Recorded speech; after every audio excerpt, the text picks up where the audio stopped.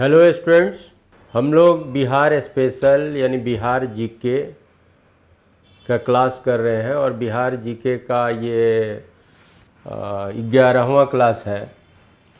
और आज के क्लास में हम लोग बिहार के इतिहास को देखेंगे 1707 से 1765 तक में।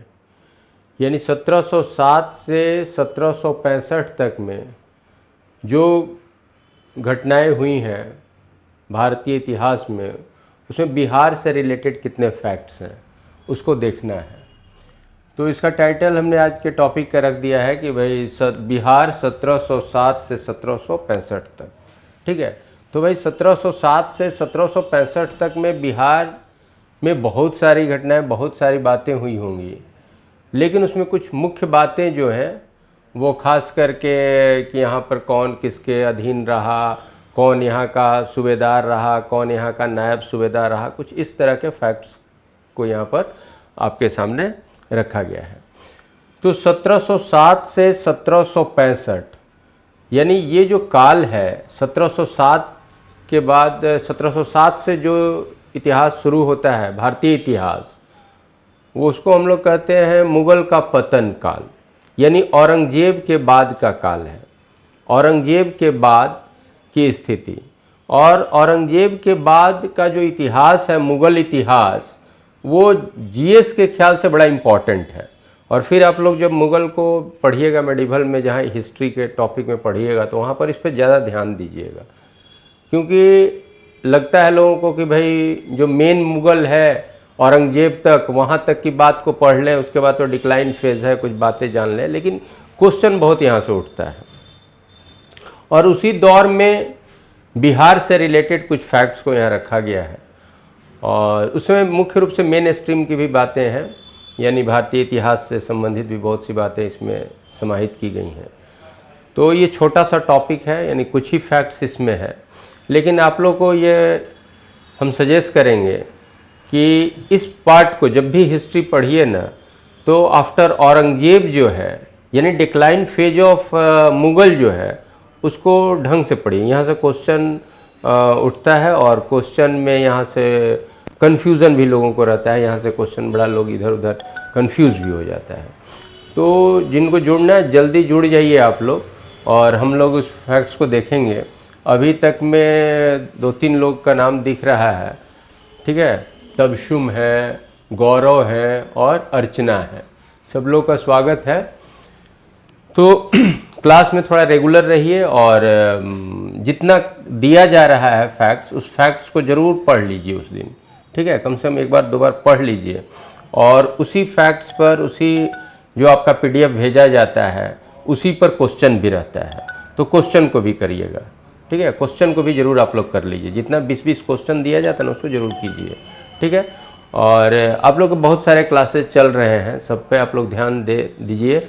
और थोड़ा सा बिजी तो आप लोग हैं, इस तो हमको दिख रहा है कि भाई बहुत सा काम आप लोगों को होता है, लेकिन बिहार स्पेशल वाले फैक्ट्स पे ध्यान दीजिएगा, क्योंकि आपके पीटी एग्ज़ाम में, बीपीएससी एग्ज़ाम में बिहार स्पेशल का अच्छा महत्व है।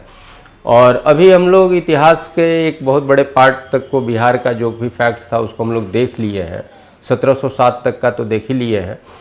और कुछ बातें तो हैं भाई कि आप बार बार उसको रिवीजन कीजिएगा, तभी जा कर के वो याद रहेगा। इसीलिए बोलते हैं कि जो टॉपिक पर 20 क्वेश्चन जो दिया जाता है ना, उस क्वेश्चन को जरूर देख लीजिएगा, उस क्वेश्चन को बना लीजिए। आंसर भी आपका भेजा ही जाता है, आप उसको मिलाइए और उस तरह से एकदम ध्यान में रखिए, तो फिर बिहार से रिलेटेड जो क्वेश्चन है नहीं छूटेगा आप लोग का, ठीक है।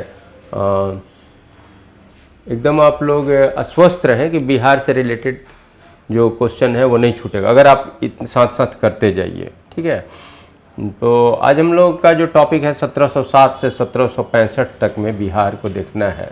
तो हम अभी बात कर रहे थे कि भाई 1707 जो डिक्लाइन फेज ऑफ मुग़ल शुरू होता है, तो यहाँ पर मुग़ल जो शासक हुए, ठीक है, उसका नाम भी ठीक है, यहाँ पर हम लोग बिहार का इतिहास पढ़ रहे हैं, लेकिन मुग़ल शासक का क्रम वहाँ आपको याद रहना चाहिए।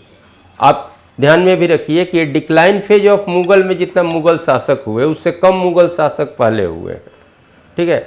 मुग़लों का अगर, मुग़ल शासकों का अगर हम लोग नाम लें शुरू से, तो बाबर हो गए, तो बाबर का काल जो रहा वो 1526 से 30 हो गया।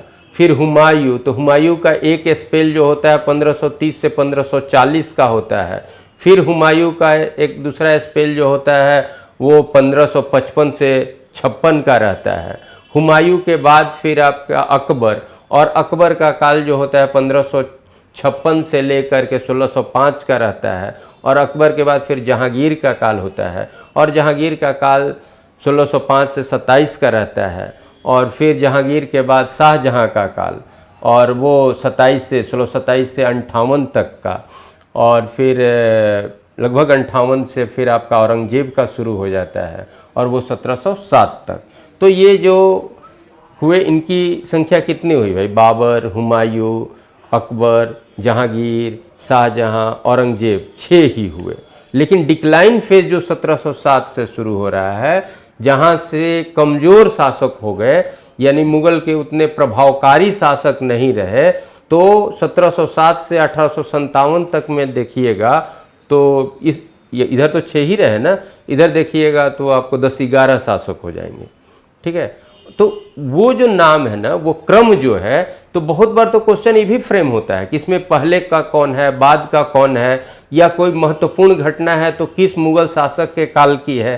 ठीक है, तो उधर औरंगजेब तक की तो बात सबको याद रहता है, लेकिन डिक्लाइन फेज वाले में हम देखते हैं कि जिनका अच्छा स्टडी भी उधर तक है, डिक्लाइन फेज के शासक के क्रम या तो भूल जाते हैं, या फिर कोई घटना हुई तो उस समय मुगल बादशाह कौन था, इस तरह का क्वेश्चन गलत कर देते हैं। जो हम अपने एक्सपीरियंस में देखे हुए हैं, जो हम क्वेश्चन देखते हैं तो अच्छा स्टूडेंट भी उधर गलत कर देता है।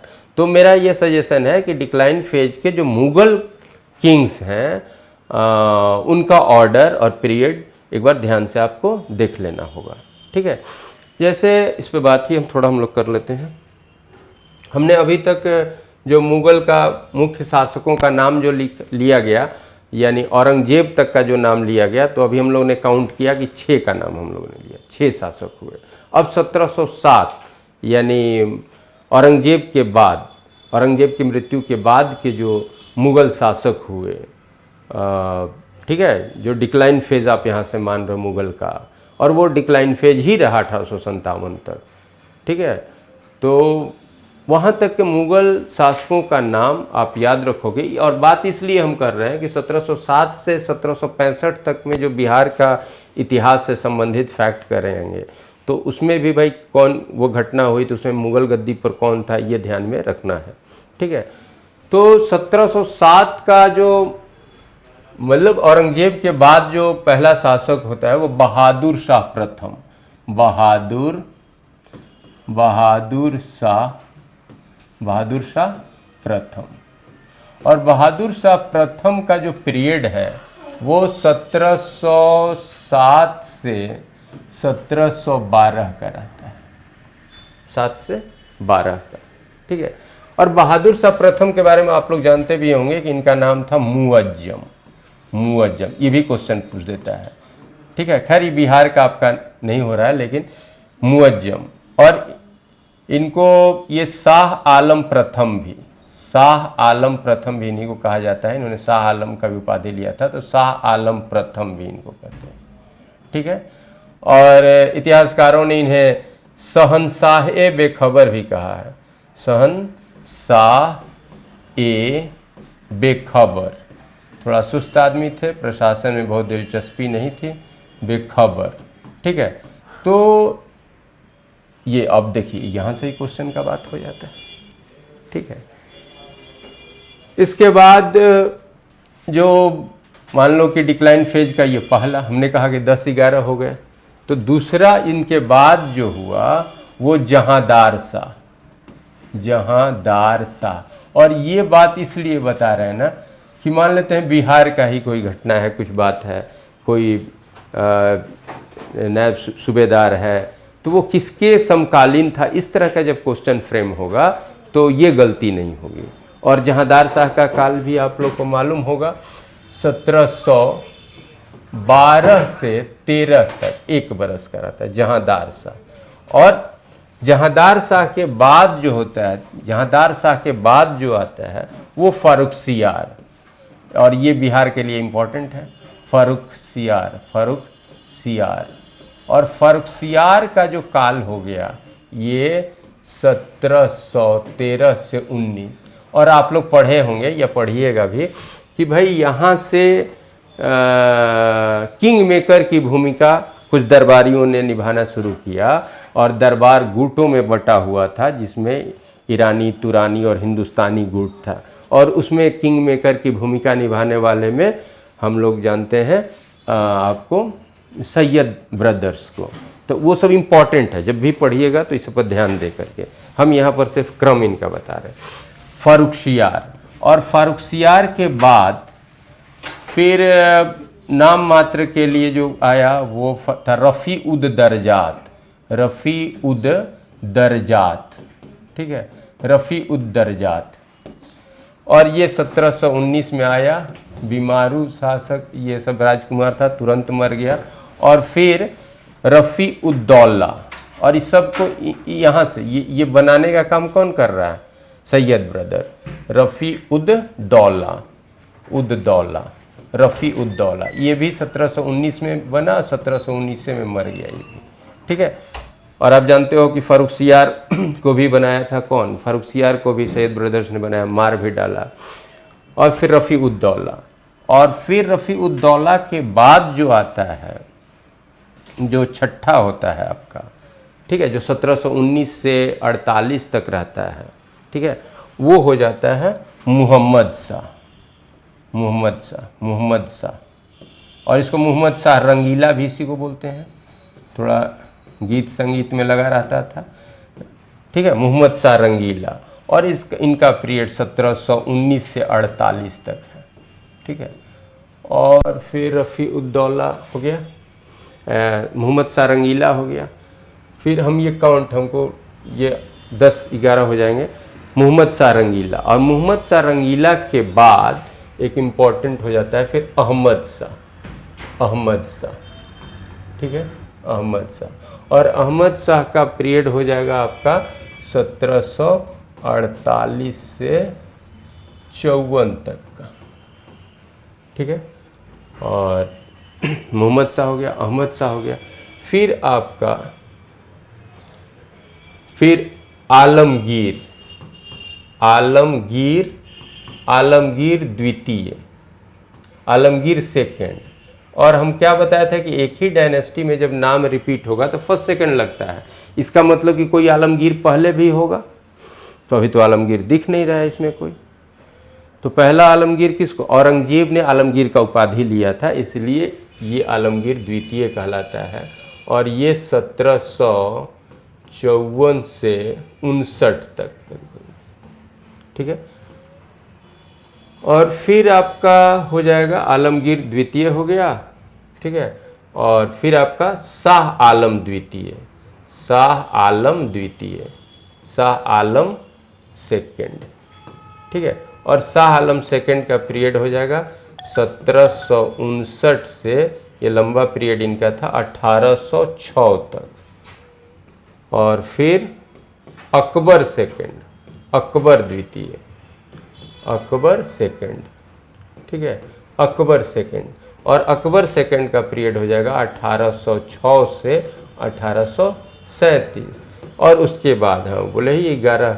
और फिर आपके हो जाए अंतिम जो मुग़ल बादशाह, वो बहादुर शाह सेकेंड, बहादुर शाह जफ़र, भी जफ़र नाम से ये लिखते थे, तो बहादुर शाह द्वितीय नहीं, और या जफ़र, जफ़र नाम इनका लगता था, जफ़र। और इनका पीरियड आप जानते ही हो 1837 से 57 तक, बोलो, ठीक है। तो ये कहने का मतलब कि कभी भी, जैसे मान लेते हैं कि हम लोग अब पूछ दिया जाएगा कि भाई प्लासी का ही युद्ध हुआ था, तो उस समय मुग़ल बादशाह कौन था? ठीक है, मुग़ल बादशाह का प्लासी के युद्ध में कोई भूमिका तो रही नहीं, क्योंकि मुग़ल बादशाह उस समय तक कमज़ोर हो चुका था, अपने प्रोविंस पे भी उसकी पकड़ नहीं थी। और बंगाल में अंग्रेज़ों ने जो भी बदमाशी किया तो उसमें भी उनका कोई इंटरफेरेंस नहीं हो पाया और कुछ भी वो कर नहीं पाया। तो लेकिन पूछ दे सकता है कि भाई प्लासी का युद्ध हुआ था तो उसे मुग़ल बादशाह कौन? तो ये हम लोग याद रखें तो तुरंत होगा भाई 54 से 59 है, और प्लासी का युद्ध 1757 में हुआ था, तो ये था। ठीक है, तो अब हो जाएगा कि भाई बक्सर का युद्ध हुआ था तो उस समय मुगल बादशाह कौन थे, तो खैर बक्सर का युद्ध जानते हैं तो ये नाम तो याद ही रहेगा। या फिर इलाहाबाद की संधि 65 में हुई थी, 1765 में, तो मुगल बादशाह कौन था, मुगल पक्ष कौन था। तो ये सब जो है ना थोड़ा सा ये क्रम याद रहा। अब बाकी क्रम तो इसके पहले का जो क्रम है वो तो सबको याद ही है, ये भी आप लोग को याद होगा, लेकिन फिर भी हमने कहा कि इस पर थोड़ा सा आप ध्यान दे लोगे। तो इसी क्रम में बिहार में कुछ बातें जो हो रही हैं, ठीक है, तो चूंकि मुगल कमज़ोर हो चुका है, औरंगजेब के बाद मुगल कमज़ोर हो चुका है।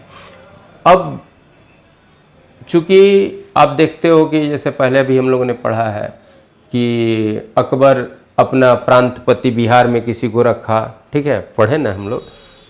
तो भाई वो पहले किसने यहाँ पर किसको सूबेदार बनाया, फिर किसने किसको सूबेदार बनाया, वो थोड़ा बहुत याद रखना है, ठीक है। उसमें बहुत सा उलट पुलट हुआ है। तो उसी क्रम में आप जो इस क्रम में भी देखोगे कि बिहार का सूबेदार, ठीक है, फिर बिहार को पूरी तरह से बिहार का जो सूबेदार पद था वो फिर देखोगे कि बंगाल में जब नवाब हो गया तो बिहार में नवाब कभी नवाब का ही यूज़ होता है, कभी सूबेदार होता है, बंगाल के लिए नवाब, ठीक है। तो बंगाल का जब नवाब हो गया तो यहाँ पर उप सूबेदार, नायब सूबेदार रखने लगा, जिसको उप सूबेदार कहो या उप नवाब रखने लगा। तो वो कब से हुई, तो यही कुछ इंपॉर्टेंट फैक्ट जो है वो आज हम लोगों को यहाँ देखने को मिलेगा, उस पर हम लोग बात करेंगे। और वहाँ से बहुत ज़्यादा नहीं, लेकिन कुछ क्वेश्चन की संभावना हो सकती है, और उसमें जो जो फैक्ट इम्पॉर्टेंट होगा वो आपको हम यहाँ मार्क कराते हुए जाएंगे और उस पर बात कर लेते हैं, ठीक है। और ये जब क्लास हो जाता है 1765 तक, जो आज हम लोग कुछ फैक्ट देख लेंगे, इसके बाद जो हम लोग या तो सीधे डायरेक्ट यूरोपियन कंपनियों के आगमन पर आ सकते हैं। लेकिन एक बात हुई थी और कल भी हम आप लोग से चर्चा किए थे कि भाई देखिए, शेर शाह की जो बात है, थोड़ा बहुत तो शेर शाह को हम लोगों ने देखा है, लेकिन शेर शाह से रिलेटेड फैक्ट्स हम लोगों ने देखा है। लेकिन शेर शाह बिहार का एक महत्वपूर्ण, बिहार के इतिहास का एक इम्पॉर्टेंट पर्सनालिटी, ठीक है। शेर शाह जब हुमायूं को हरा करके गद्दी पर जाता है, मुगलों के राज्य पर अधिकार करता है, तो फिर वो सिर्फ बिहार का ही नहीं हो जाता है, बिहार से, ठीक है। लेकिन चूँकि वो उस पर्सनालिटी का रूट जो है, उस शासक का जो रूट है उसका बचपन, वो बिहार से रिलेटेड होता है, इसलिए बिहार स्पेशल में शेर शाह को थोड़ा डिटेल देख लेना चाहिए, ठीक है। ये मेरा जैसा मानना है, उस पर्सनालिटी को देख लेना चाहिए, ठीक है। तो और हमने बताया था कि जब शेर शाह को देखेंगे, और जो बिहार सामान्य ज्ञान जो पुस्तक है, जिसमें भी हमने एक बिहार इतिहास के विशेष पाठ करके लिखा है, तो उसमें शेर शाह के बारे में, तो शेर शाह के बारे में जो फैक्ट्स है उसको हमको लगता है 2 क्लास लग जाएगा, और उस फैक्ट्स को हम लोग करने में, तो अगर कर लेते हैं तो ठीक है, बिहार से रिलेटेड भी बात हो जाएगी, और इंडियन हिस्ट्री का भी एक मेन चैप्टर है, तो और फिर सर लोग पढ़ाएंगे या जो मेडिकल पढ़ा रहे होंगे तो वहाँ पर तो आपकी चर्चा होगी ही, तो साथ साथ उसमें भी आपको ये हेल्पफुल रहेगा। तो ये आज का जो फैक्ट्स सब आपको दिखा देंगे और उस पर बात कर लेंगे। उसके बाद हम लोग का टॉपिक होगा शेर शाह, सीधे कोई पीरियड शेर शाह का बात, ठीक है। और शेर शाह के फैक्ट्स को हम लोग 2 क्लास में पढ़ लेंगे उसको, ठीक है। और उसके बाद जो हम लोग पढ़ेंगे, यूरोपियन कंपनियों का आगमन एक टॉपिक करेंगे। उसके बाद आप थोड़ा सा यहाँ बिहार के संदर्भ में पुस्तक में डिटेल पढ़ोगे, फिर जनजाति उनजाति का जो आंदोलन है उस पर थोड़ी बात करेंगे हम लोग, उस पर कुछ कुछ जो इम्पोर्टेंट चीज़ है वो बताएंगे। और फिर हम, क्योंकि कल स्टूडेंट ने कहा था कि साहब आप सिलेबस, तो अभी तो सिलेबस हमने नहीं भेजा है, लेकिन मैं वही डिस्कस कर रहा हूँ आपको। फिर हम लोग फ्रीडम मूवमेंट में आ जाएंगे, ठीक है। और फ्रीडम मूवमेंट में बिहार की क्या भूमिका, बिहार में फ्रीडम मूवमेंट का क्या स्वरूप रहता है, बिहार का नेशनल फ्रीडम मूवमेंट में क्या मतलब कि योगदान रहता है, हमारे किस पर्सनालिटी का क्या योगदान रहता है, क्या, तो वो सारे जो फैक्ट्स हैं वो फ्रीडम मूवमेंट के। तो फ्रीडम मूवमेंट को बहुत ज़्यादा, मतलब कि उसके फैक्ट्स को हम लोग पीरियड वाइज जो है उसको देखते हुए निकलेंगे, और फिर तब जा कर के हम लोग इसको कंक्लूड करते हैं हिस्ट्री। फिर ज्योग्राफी का आएगा, और ज्योग्राफी कंक्लूड कर लेंगे, तो फिर हम आपको इकोनॉमिक्स उठा सकते हैं। और इकोनॉमिक्स में मुख्य रूप से जो एकदम रिसेंट का जो अभी मतलब इस ईयर का जो आर्थिक सर्वेक्षण है, आर्थिक सर्वेक्षण यानी 22-23 जो होता है आर्थिक, जैसे अभी आपका बजट 23-24 तो आर्थिक सर्वेक्षण 22-23। तो आर्थिक सर्वेक्षण जो होता है गवर्नमेंट के द्वारा जो भी प्रोग्राम पॉलिसी जो भी करंट का रहता है उसकी कहीं ना कहीं चर्चा होती है। तो हम लोगों ने डिटेल रखा है, तो आर्थिक सर्वेक्षण डिटेल करेंगे। और वहाँ उस आर्थिक सर्वेक्षण का डिटेल 14 अध्याय में बिहार सरकार ने आर्थिक सर्वेक्षण जारी किया है, ठीक है। और उस 14 अध्याय को अगर जो आर्थिक सर्वेक्षण का आप निकालिएगा तो इतनी मोटी वो मतलब कि उसका प्रिंट आउट निकलता है। तो उसमें से जो अपने लायक है, एग्ज़ाम के लायक है, लेकिन चैप्टर वाइज जैसे 14 अध्याय है ना, वो 14 अध्याय को मैं पढ़ाता हूँ। ये नहीं कि फिर आर्थिक सर्वेक्षण का एक निचोड़ 2 पेज में, तो उससे क्वेश्चन नहीं पकड़ाएगा, ठीक है। और आप इकोनॉमिक्स में, क्योंकि इकोनॉमिक्स जो है वो प्रिंसिपल्स ऑफ इकोनॉमिक्स तो आपका आ नहीं रहा है, हम लोग का क्या आता है तो अर्थशास्त्र के बजाय अर्थव्यवस्था से आता है, ठीक है। तो हमारा जो प्रोग्राम पॉलिसी और भी जो बातें हैं उन सब से क्वेश्चन रहता है। तो उसके लिए कुछ बातें और भी पढ़ेंगे, लेकिन मुख्य रूप से फोकस कर देना है इकोनॉमिक सर्वे पर और फिर जो करंट बजट है उस पर। तो ये एक तरह से क्या पढ़ना है ये हमने बताया। अब कहिएगा ज्योग्राफी में, तो ज्योग्राफी में पहले अपना फिजिकल देखेंगे, फिर मतलब कि बिहार का फिजिकल, फिर ड्रेनेज सिस्टम को देखेंगे, फिजिकल मैंने एक general physical features of Bihar का ज्योग्राफी, फिर क्लाइमेट को देखेंगे, सॉइल को देखेंगे, ड्रेनेज को देखेंगे। और ये सब शॉर्ट में पढ़ना है, बहुत ज़्यादा उसमें मतलब उसको पेचीदा नहीं करना है। और उसके बाद हम लोग industry in Bihar, agriculture in Bihar, ठीक है, वो आप इकोनॉमिक्स का भी बात समझ सकते हो। यानी जो आपका कॉमर्शियल ज्योग्राफी होता है also part of the economics, तो उसको कहीं भी पढ़ो। तो यहाँ पर ही हम लोग पढ़ेंगे ज्योग्राफी में ही उसको, agriculture in Bihar, industry in Bihar, ठीक है, वो सब चीज़ हम लोग करेंगे। तो सिलेबस तो ऑलरेडी डिफाइंड है, फिर भी आप कहोगे तो एक बार लिख करके हम दे देंगे निकाल करके, उसके लिए आप आश्वस्त रहो। ना तो आपको मैं कल किसी ने कहा था कि साहब आप सिलेबस एक बार भेज दो, एक बार सिलेबस करा दो, तो मैं आपको आश्वस्त कर रहा हूँ कि ना तो हम बहुत लंबा खींचेंगे और ना ही हम शॉर्ट में भागेंगे, ठीक है। आपके टाइम के हिसाब से जो सही होता है, जो प्रॉपर होता है, वही फ्रेम्ड है और वही आप लोग को प्रेजेंट किया जाएगा। तो आप इसमें आश्वस्त रहें। तो आप एक चीज़ जान लो कि जैसे जैसे कहा जा रहा है उसको करो और क्वेश्चन को करो, ठीक है। आज का जो टॉपिक है वो बिहार से रिलेटेड क्या है, वो आपको मुख्य रूप से आपके मैंने इंडियन हिस्ट्री का पार्ट है। इंडियन हिस्ट्री का ही मैंने स्ट्रीम का बहुत सा बात उसमें आएगा, तो इसको हम लोग चर्चा कर लेंगे, ठीक है।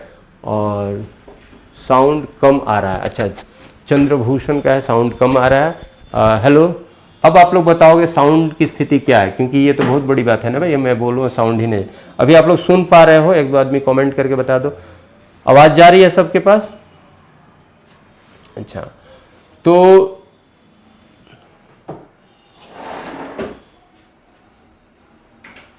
जब किसी के फ़ोन में पीडीएफ ओपन नहीं हो रहा है मैं बोल दूंगा। चलिए साउंड जा रहा है, चलो ठीक है। तो साउंड जा रहा है, अपना आप अपने में देख लो, कहीं आपके फ़ोन में तो कोई प्रॉब्लम नहीं है। अब तो साउंड जाना चाहिए, सब लोग बोल रहा है साउंड जा रहा है। तो अभी हमने क्या बताया, चलिए हम लोग टॉपिक पे आते हैं। हम बोले कि भाई हम लोग आज का टॉपिक है बिहार 1707 ईस्वी से 1765 ईस्वी तक का।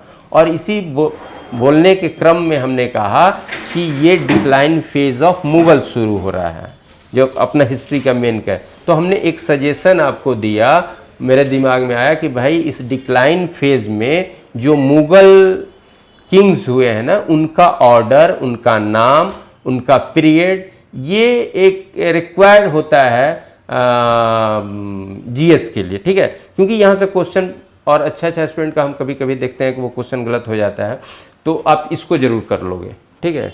और उसी के क्रम में हम लोगों ने ऐसे अभी लिखा है इसको, तो ये देख लोगे। अब हम लोग अपने जो मतलब बिहार से रिलेटेड 1707 से 1765 की जो बातें हैं उसको हम लोग देखेंगे। स्क्रीन पे आपका आएगा बिहार 1707 से 1765 तक। 1707 ईस्वी औरंगजेब की मृत्यु के बाद बहादुर शाह प्रथम, जिसको शाह आलम प्रथम मुगल शासक बना। और अभी हम लोग बोले ना कि बहादुर शाह प्रथम का भी कुछ दूसरा नाम भी था, तो वो शाह आलम प्रथम का भी, और इसको शाह आलम प्रथम भी बोलते हैं। और अभी हम लोग क्या लिखे थे, इनको मुअज्जम भी बोलते हैं, इनको शहंशाह ए बेखबर कहा जाता है, बेखबरों में शहंशाह, ठीक है। तो शहंशाह बेखबर भी इनको कहा जाता है। और इस तरह का भी क्वेश्चन पूछता है, लेकिन वो बिहार के हिस्ट्री का तो बात नहीं हुआ, लेकिन भाई पूछेगा तो आप ही से पूछेगा, जीएसए में न आएगा, तो ये भी इंपॉर्टेंट है। चलिए ठीक है।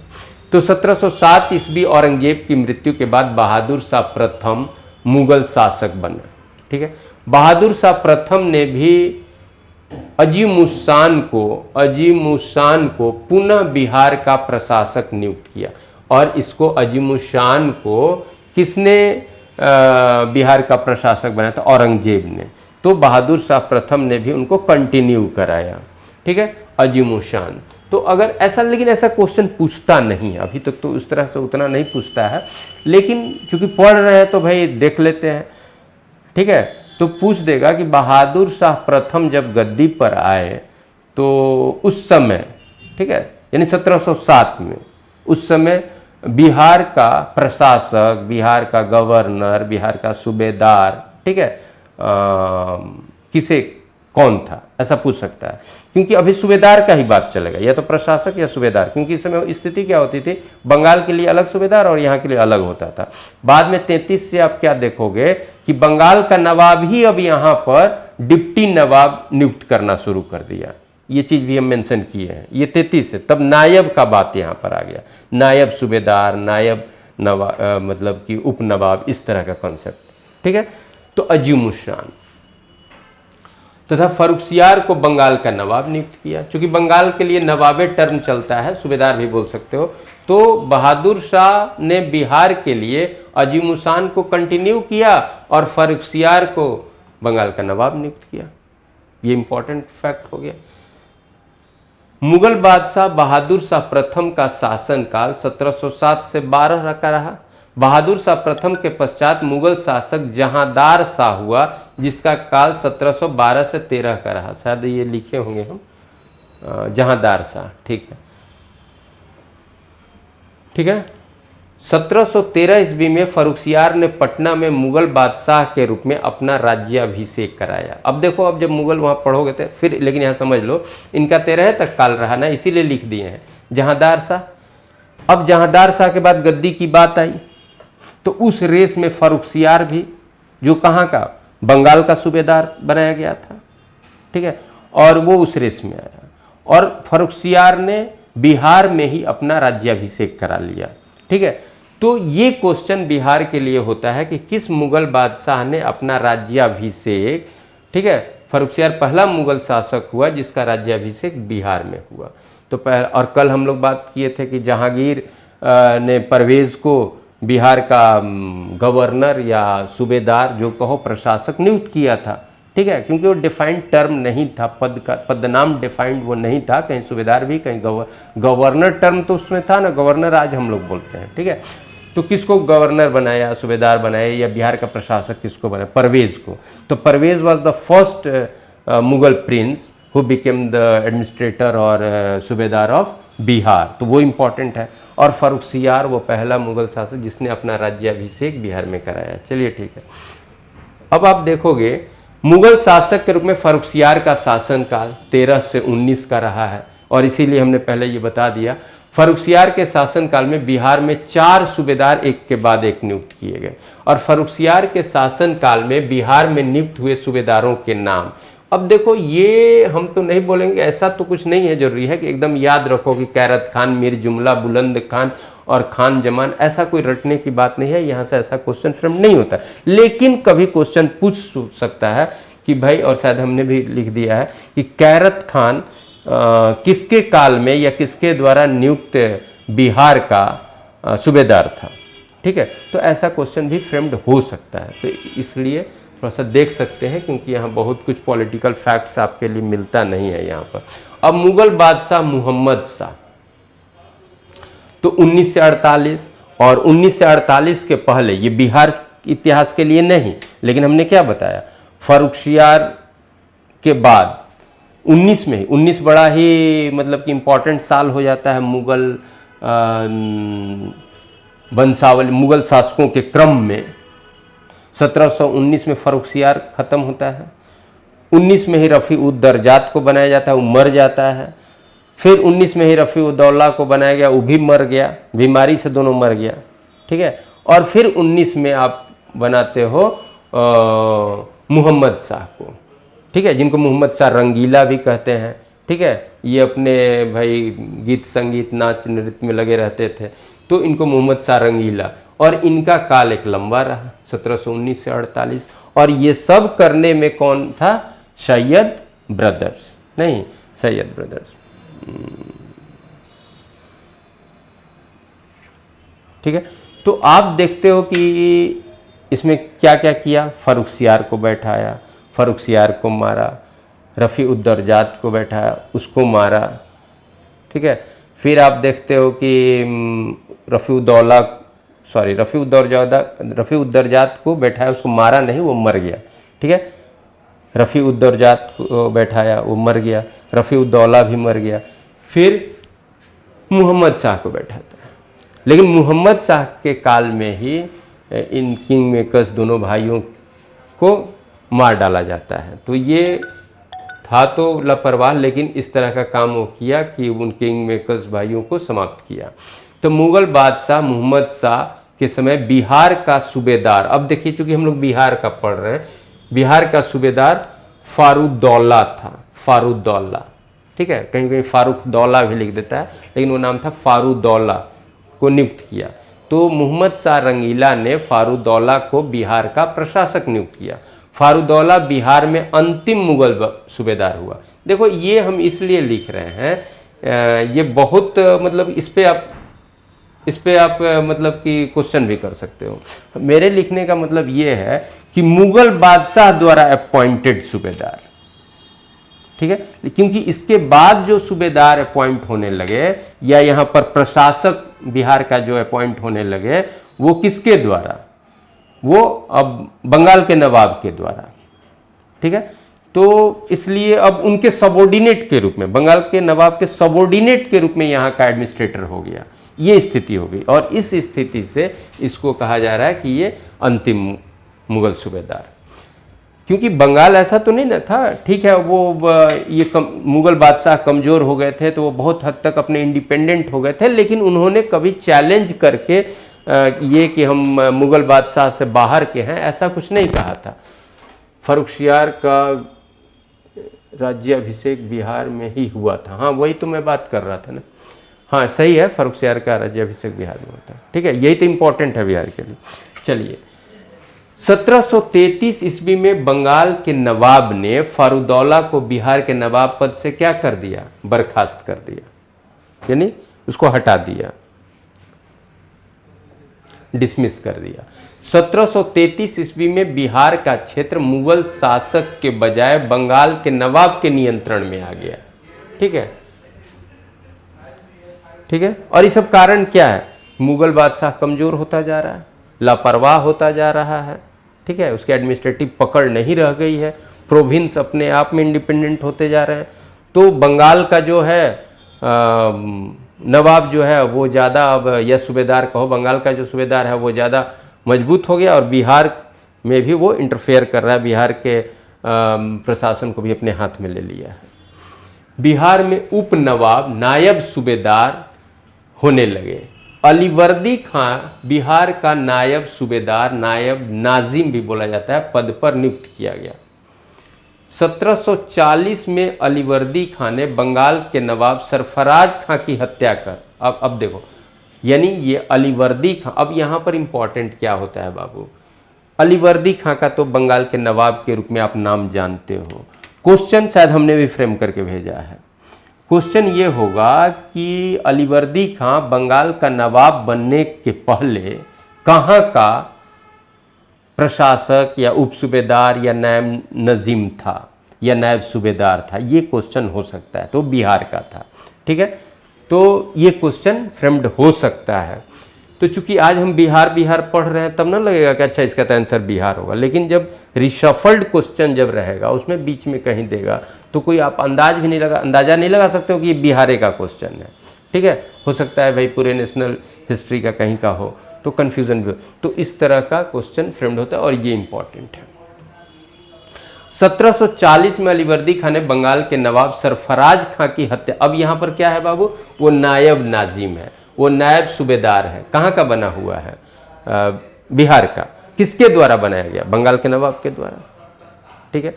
अब उसके बाद ये क्या करता है अलीवर्दी खां, 1740 में अलीवर्दी क्या करता है कि बंगाल के नवाब सरफराज की हत्या कर स्वयं को बंगाल का नवाब घोषित कर दिया, ठीक है।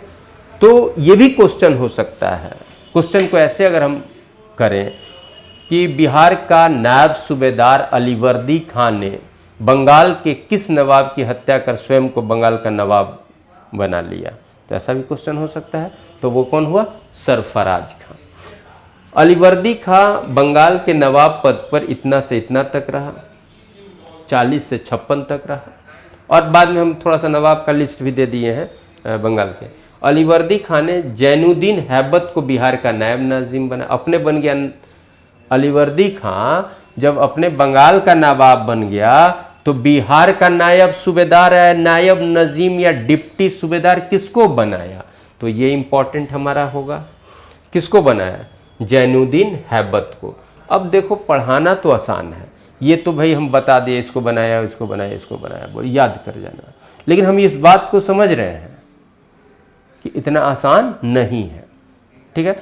इसलिए हम ये भी आपको सजेस्ट कर रहे हैं कि आप रटिएगा नहीं, थोड़ा पढ़िएगा, ठीक है, बार बार दोहराइएगा, और जो क्वेश्चन भेज रहे हैं उसको पढ़िएगा ना, तो फिर वो खुद ब खुद आपका हो जाएगा।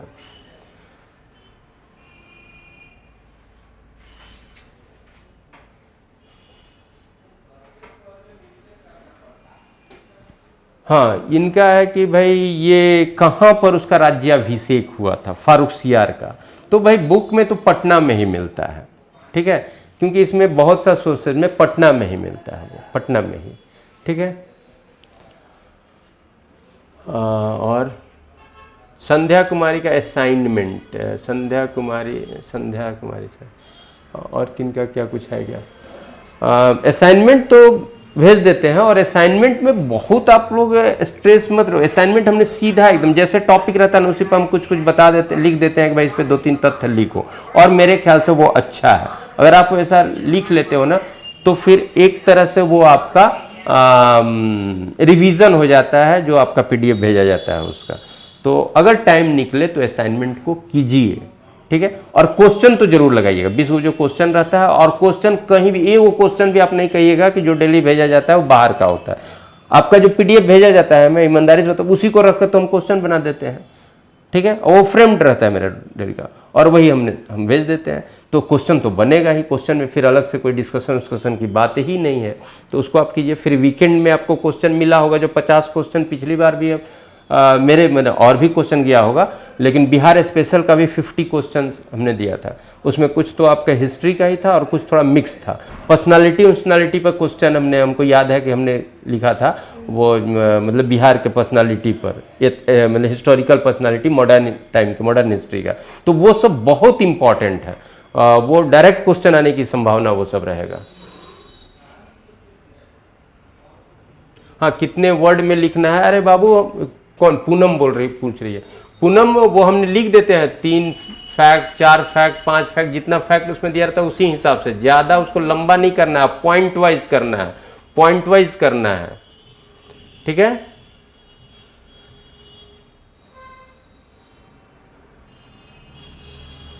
ज्योति असाइनमेंट से आराम से न बन जाए, एकदम बन जाएगा।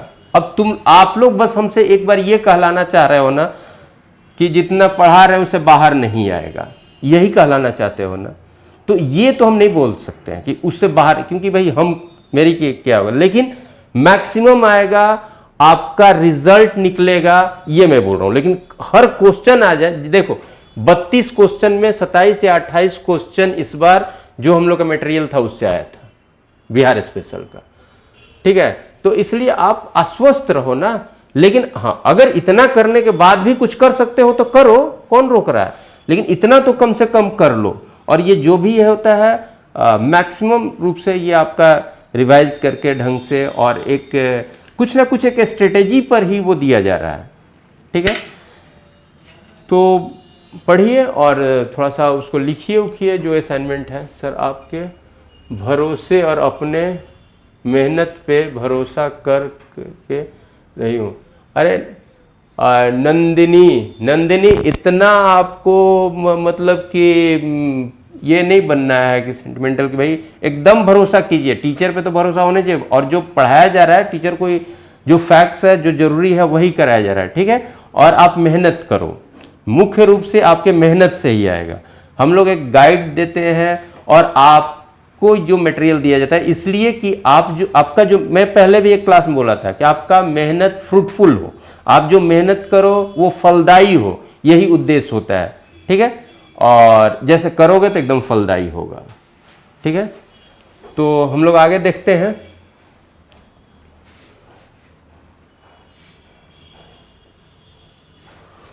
बंगाल के नवाब अलीवर्दी खां को अफगान और मराठा शक्तियों का भी सामना करना पड़ा। अब ये अफगानी कौन, तो कुछ जो अफगानी रह गए थे जैसे शेर शाह, ठीक है, उसके पहले जो अपना लोदी डायनेस्टी के लोग जो बचे हुए थे, तो ये लोग फिर से अपना पावर का कुछ कर रहे थे। तो अलीवर्दी खां को अफगान और मराठा शक्तियों का भी सामना करना पड़ा। अफगानों ने बिहार के नायब नजीम जैनुद्दीन हैबत जंग की हत्या कर दी। बस एक चीज़ ये जान लो, ठीक है। 1743 ईस्वी में मराठा पेशवा बालाजी बाजीराव ने बिहार पर आक्रमण किया। इसमें मराठों ने, देखो वो खुद ये चूंकि उसमें पेशवा थे तो आक्रमण उन्हीं का कहा जाएगा। बालाजी बाजीराव ने बिहार पर आक्रमण किया। इस समय मराठों ने मुंगेर और भागलपुर पर आक्रमण किया था। ये थोड़ा इंपॉर्टेंट होता है, ठीक है। कब? 1743 में। और 1744 में चूंकि उस ट्रूप्स का, मराठा ट्रूप्स का जो कमांडर था वो रघुजी भोसले, वो खड़गपुर की पहाड़ी होते हुए फिर बंगाल पहुंच गए। खड़गपुर की पहाड़ी आप समझ रहे हो ना, मुंगेर क्षेत्र में जो खड़गपुर की पहाड़ी, तो बंगाल पहुंच गए। तो ये दोनों इंपॉर्टेंट फैक्ट हैं। बंगाल का नवाब अलीवर्दी खान ने मराठा शक्ति को 1751 में बिहार के फतुहा स्थान पर, अब ये थोड़ा सा इस पर डिबेट भी होता है कि फतुहा स्थान पर इनकी लड़ाई हुई थी, ठीक है। एक ये मिलता है, ठीक है। क्योंकि देखो भाई बहुत मुश्किल है बिहार की हिस्ट्री को जब आप सर्च करना शुरू करोगे ना तो सिर्फ कन्फ्यूज़न ही हाथ लगेगा, ठीक है। इस पर लोगों ने ढंग से काम हुआ नहीं है। तो फतुहा के स्थान पर इनका युद्ध हुआ था। अगर ऑप्शन आए, ठीक है, और उसमें लिखा रहता है कि भाई ये हरा दिया था अलीवर्दी ने, लेकिन हराया क्या था? इस क्षेत्र में भारी पड़ा था थोड़ा, तो फिर अफगानों को लगा, मराठों को लगा कि चलो, मराठों का उद्देश्य ही होता था कि हमारी सुप्रीमेसी स्वीकार करो, हमको कुछ टैक्स दो, कुछ ये करो। फिर उड़ीसा जो अलीवर्दी के हाथ का, उड़ीसा का कुछ भाग जो था वो मराठों ने अपने हाथ में ले लिया था, और उसका जो टैक्स जो था वो फिर मराठों को ये पे करते थे। ये स्थिति बन गई थी। फिर भी एक संधि इस 1751 में ही फिर दोनों पावर के बीच में एक ट्रीटी हो गया। तो हमने क्वेश्चन भी फ्रेम किया कि किस वर्ष ये ट्रीटी दोनों पावर के बीच में हुआ, यानी अलीवर्दी और मराठा शक्ति के बीच। तो ये 1751। अगर ये आएगा कि अगर क्वेश्चन अगर ऐसा पूछे कि भाई अलीवर्दी ने मराठा शक्ति को कहाँ पराजित किया और ऑप्शन फतुहा रहेगा, तो तब आप उसको कर लीजिएगा, तो वो सही हो जाएगा। लेकिन मराठों ने अलीवर्दी खां के उड़ीसा के अधिकांश भागों पर अधिकार कर लिया। 1751 में मराठों और बंगाल के नवाब अलीवर्दी खां के बीच एक संधि हुई। तो वही हम बोल रहे हैं ना, पूरी तरह से हार जाता तो फिर संधि क्या होती, ठीक है। अलीवर्दी खां के बाद बंगाल का नवाब सिराजुद्दौला 1756 ईस्वी में बना।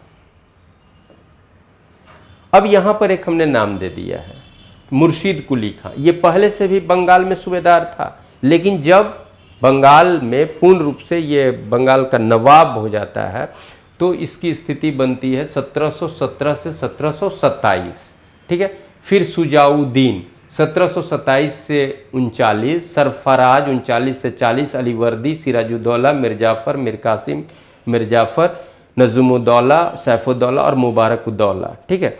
तो ये नाम हमने ऐसा ये नहीं कह रहे कि भाई आप पढ़ लो, क्योंकि उधर जो आप पढ़ोगे कुछ कुछ वैसा जो लिखे हैं तो उसके समय कौन था, किसको कौन हटा दिया, कब बन गया, ठीक है। तो इसके लिए एक टेबल आपको हमने दिया है, ठीक है। वो पढ़ोगे तो उससे ये आपके लिए हेल्पफुल रहेगा। और थोड़ा सा क्रम भी जानना चाहिए। कभी कभी क्वेश्चन फ्रेम कर दिया जाता है कि ये मान लो कि 4 गो दे दिया, 3 गो दे दिया, इसमें सबसे पहले कौन था, सबसे बाद में कौन था, तो ये बात आप कर सकते हो। ठीक है, आप जानते हो कि भाई मिर्ज़ा जाफ़र था, फिर मिर्ज़ा जाफ़र के बाद अंग्रेज़ों ने मीर कासिम को बनाया। ठीक है, और फिर कुछ समय के लिए ऐसा होता है कि मिर्ज़ा जाफ़र होता है, और फिर मिर्ज़ा जाफ़र के बाद नजीमुद्दौला, फिर सैफुद्दौला और फिर मुबारकुद्दौला। तो ये जो है ये इम्पॉर्टेंट है।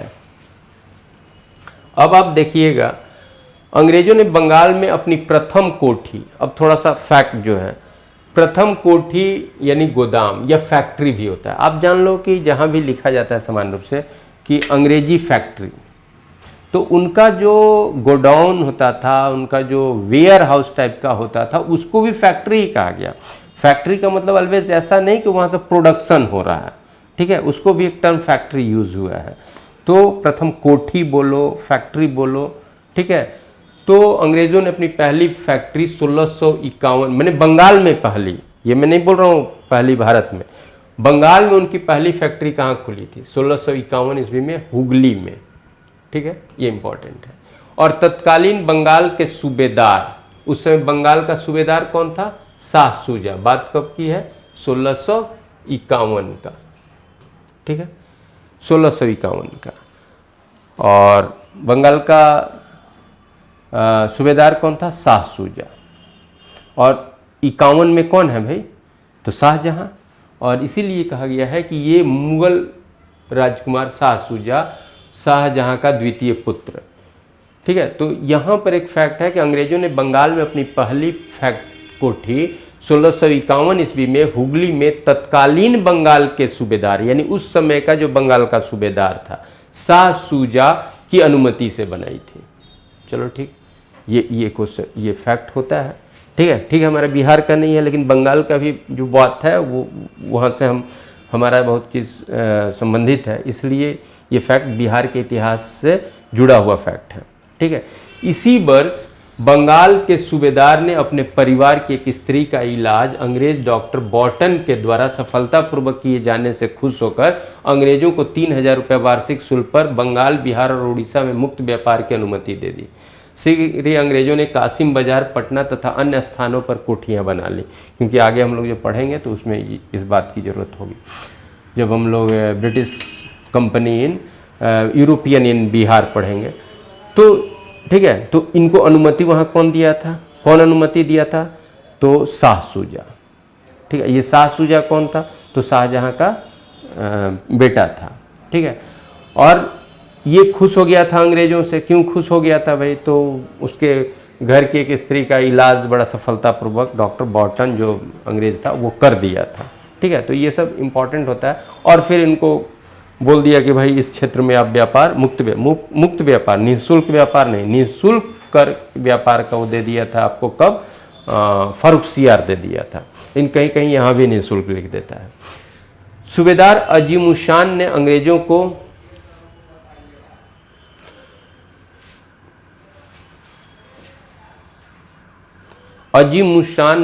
को सुल्तानती, कालीघाट तथा गोविंदपुर की जमींदार। अब ये पहले का बात चल रहा है, अभी हम लोग बहुत आगे देख लिए थे।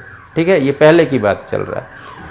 तो सूबेदार अजीमुशान जो राजकुमार था और औरंगजेब के द्वारा सूबेदार बनाया गया था, अंग्रेजों को सुल्तानती, कालीघाट तथा गोविंदपुर, जो आज जिस क्षेत्र में आज कलकत्ता है, की जमींदारी दे दी। 1717 ईस्वी में सम्राट फर्रुखसियार ने अंग्रेजों के लिए सूबेदारों द्वारा दी गई व्यापारिक रियायतों को पुनः पुष्टि कर दिया तथा उन्हें कलकत्ता के आसपास के अन्य क्षेत्रों को भी किराए पर लेने की अनुमति दे दी और फ्री टैक्स व्यापार का भी बात बोला गया।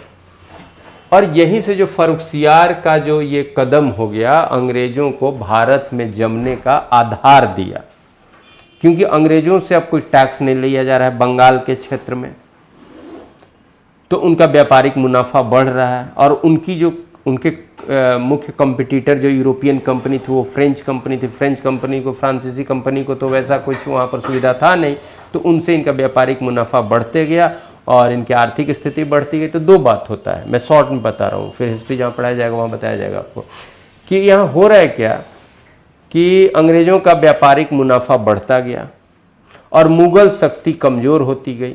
जो अपने प्रोविंस पर कंट्रोल नहीं कर पा रही है, या प्रोविंस के मामले में वो बहुत उसका इंटरफेरेंस नहीं है। और मुग़ल बादशाह ही कह दिया है भाई कि एक तरह से ऑर्डर दिया है किसको, अपने प्रोविंस के गवर्नर को, बंगाल के गवर्नर को, कि you governor can not impose tax on the trade off Britishers, ठीक है, ब्रिटिश ईस्ट इंडिया कंपनी।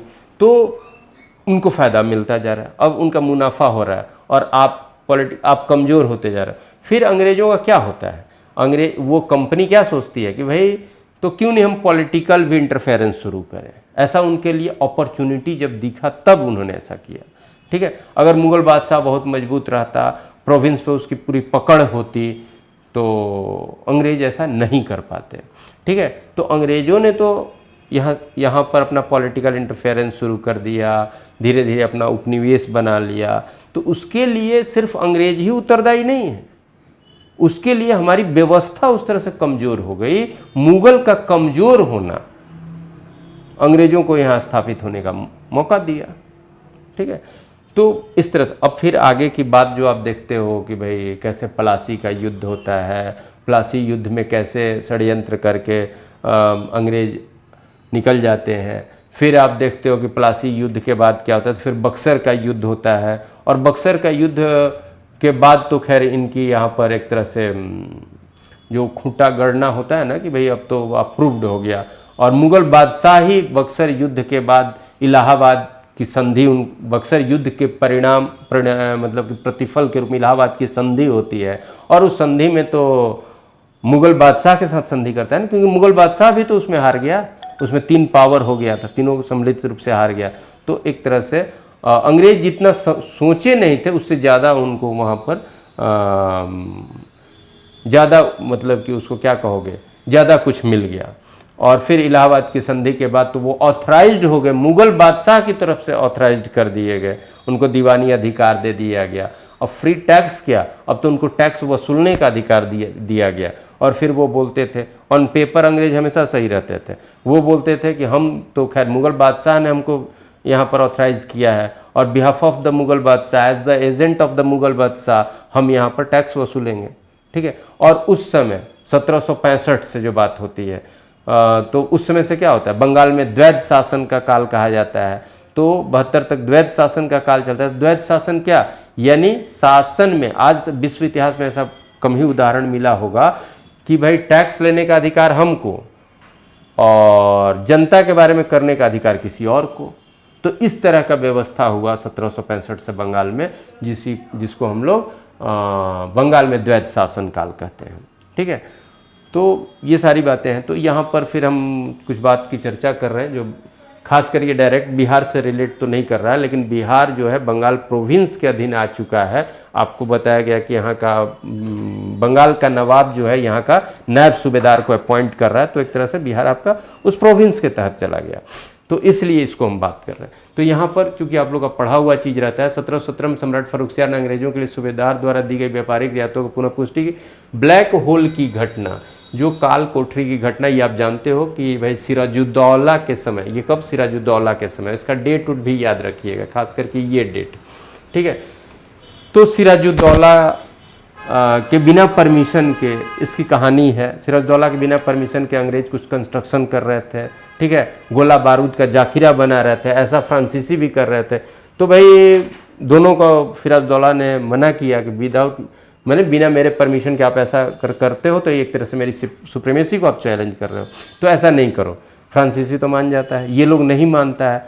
तो फिर सिराजुद्दौला, ठीक है,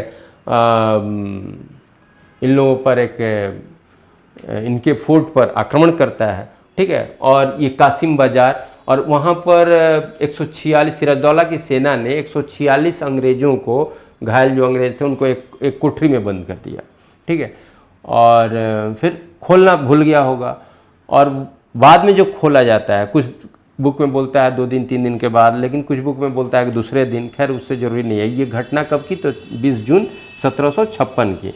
दूसरे दिन जब खुलता है तो उसमें से आउट ऑफ 146 123 मर चुके होते हैं, तो 23 बन, और इसी को भारतीय इतिहास में काल कोठरी की घटना, ब्लैक होल ट्रेजेडी कहा जाता है, ठीक है। तो ये इम्पॉर्टेंट है और ये आप जानते भी होगे, नहीं तो इसको पढ़ोगे, इसमें कोई फिर आपकी बात क्या है भाई, तो फिर आपका यहाँ पर प्लासी का युद्ध। तो प्लासी का युद्ध का, चूँकि बिहार का इतिहास हम पढ़ा रहे हैं और चूँकि हम उस प्रोविंस से उस समय शासित हैं, इसलिए हम इसको थोड़ा सा टच किए हैं। प्लासी का युद्ध तो आप पढ़ेंगे ही, लेकिन यहाँ पर इम्पॉर्टेंट क्या है, प्लासी युद्ध का डेट से क्वेश्चन पूछता है। खैर हमने जो फ्रेम किया उसमें डेट नहीं, सिर्फ मंथ पूछ दिया है, लेकिन फिर भी आप ये डेट तक का याद रखना होता है। और इसको अगर जानते हो तो सब अधिकांश लोग जानते ही होंगे। और फिर बक्सर का युद्ध होता है, ठीक है, और नहीं तो फिर इस कहानी को कभी हम बता देंगे। तो फिर बक्सर का युद्ध होता है, और बक्सर का युद्ध कब होता है ये इम्पॉर्टेंट है। बक्सर के युद्ध में अंग्रेजी सेना का कमांडर कौन था, कौन उसको मतलब कि उसको लीड कर रहा था अंग्रेजी ट्रूप्स को, सैन्य ट्रूप्स को, वो इम्पॉर्टेंट होता है, ठीक है, हेक्टर मुनरो। और फिर बक्सर के युद्ध में पक्ष एक अंग्रेज हो गया और भारतीय शक्ति, तो भारतीय शक्ति में बंगाल का भागा या नवाब मीर कासिम, अवध का नवाब शुजा-उद-दौला और मुग़ल बादशाह, तत्कालीन मुग़ल बादशाह शाह आलम द्वितीय। तो देखो बाबू, इसीलिए हम बोल रहे थे कि डिक्लाइन काल के मुग़ल बादशाहों का क्रम और पीरियड याद रखना है, जो पहले ही आते आते हमने कहा था, तो वो इम्पॉर्टेंट है। क्योंकि ये आप जानते हो, कभी कंफ्यूज भी कर रहे हो कि भाई उस समय कौन मुग़ल बादशाह था, तो क्रम अगर याद है तो आपको फट से हो जाएगा। यह युद्ध निर्णायक साबित हुआ और इसमें अंग्रेज पक्ष विजयी रहा। बक्सर युद्ध के परिणाम के फलस्वरूप इलाहाबाद की संधि होती है, और ये इलाहाबाद की संधि 2 चरणों में होती है। पहले चरण में मैंने पहला बैठक होता है क्लाइव और मुग़ल बादशाह के शाह आलम सेकंड के बीच, और फिर इस डेट को 16 अगस्त को होता है क्लाइव और अवध के नवाब शुजा-उद-दौला के बीच। तो ये भी इम्पॉर्टेंट है। इलाहाबाद की संधि द्वारा, अब देखो हमने ना तो आपको बक्सर युद्ध का विस्तृत बात बोला, ना हमने प्लासी युद्ध का बोला, ना हम इलाहाबाद संधि की पृष्ठभूमि पर बात कर रहे हैं, ठीक है। ये इम्पॉर्टेंट फैक्ट्स है, क्योंकि बक्सर का युद्ध तो भाई बिहार में हुआ ना, और प्लासी का युद्ध बंगाल का है, लेकिन उससे हम एडमिनिस्ट्रेड हैं, तो भाई वो भी हमारे लिए बात हो गई, ठीक है। और बक्सर का युद्ध इसलिए इम्पॉर्टेंट है। इलाहाबाद की संधि हुई, तो इलाहाबाद की संधि बिहार के इतिहास में क्यों पढ़ा रहे हो, तो हम इसलिए बोल रहे हैं कि भाई बिहार के इतिहास में वो इसलिए क्योंकि उसका रूट कॉज क्या है, वो किसका प्रतिफल है, तो बक्सर के युद्ध का, इसलिए इलाहाबाद की संधि। और नहीं भी बिहार के इतिहास का डायरेक्ट है, तो है तो भारतीय इतिहास का ना। ऐसा थोड़ी पेपर होने जा रहा है कि सिर्फ बिहार के इतिहास का आपका पेपर हो रहा है, ठीक है, लेकिन शॉर्ट में इसलिए मेंशन है वहाँ पर। इलाहाबाद संधि के बाद बिहार के महत्वपूर्ण उपप्रांतपति राजाराम, राम नारायण और सीताब राय हुए। ये नाम भी इम्पॉर्टेंट होता है, ठीक है। इसके बाद उपप्रांतपति, ये दोनों हुए इम्पॉर्टेंट। तो ये हम लोगों का आज के क्लास का जो फैक्ट्स है, पढ़ोगे, अगर कहीं कोई दिक्कत होगा तो उसको हम बता देंगे, लेकिन इसमें दिक्कत क्या है, हाँ एक सजेशन जो है, जो हमने कहा कि मुग़ल पीरियड में जो डिक्लाइन, क्योंकि पहले का आपको याद है, नहीं याद है तो वो भी देख लीजिएगा। डिक्लाइन फेज का मुग़ल किंग का नाम आप याद रखोगे, पीरियड याद रखोगे, और उसी क्रम में किस समय में कौन यहाँ पर हमारा सूबेदार और नायब सूबेदार बिहार में रहा, थोड़ा वो याद करोगे, ठीक है। लेकिन उसमें ज़्यादा स्ट्रेस नहीं लेना है, क्योंकि उससे क्वेश्चन बहुत ज़्यादा कभी फ्रेम्ड नहीं हुआ है, लेकिन फिर भी देख लो, ठीक है। तो लगभग समझ में आया होगा, बातें समझ में आई होंगी। अब इसके बाद का जो हमारा टॉपिक होगा, वो हमने कहा कि शेरशाह को हम पढ़ा दे देंगे, ठीक है। तो शेरशाह को 2 क्लास में पढ़ेंगे, और शेरशाह का जीवनी है, उसमें बहुत कॉम्प्लिकेटेड नहीं है, बस शेरशाह से रिलेटेड बात है, तो इंटरेस्टिंग सीधी बात है। तो शेरशाह टॉपिक करके शेरशाह का पहला क्लास, शेरशाह पर दूसरा क्लास, 2 क्लास होगा। उसके बाद हम लोग फिर आएंगे भारत में यूरोपियन व्यापारियों का आगमन, भारत में यूरोपियन व्यापारियों की स्थिति, ठीक है।